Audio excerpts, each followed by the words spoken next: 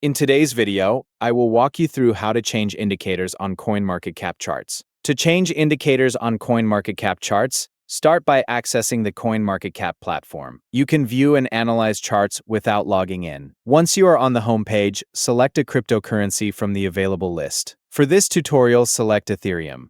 After opening the Ethereum page, locate the chart section. Before changing the indicators, set the preferred time frame for the chart. Find the time frame selector located on the top right of the chart. Choose the period you want to analyze, whether it is a shorter or longer time range. After setting the time frame, go to the Indicators option on the chart interface. The Indicators button is located above the chart.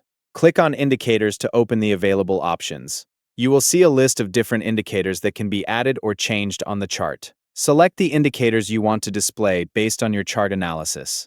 You can explore different available options, including moving averages, RSI, and Bollinger Bands. After selecting an indicator, review the changes shown on the chart. You can continue adjusting the available indicators and settings to customize the chart according to your preferences.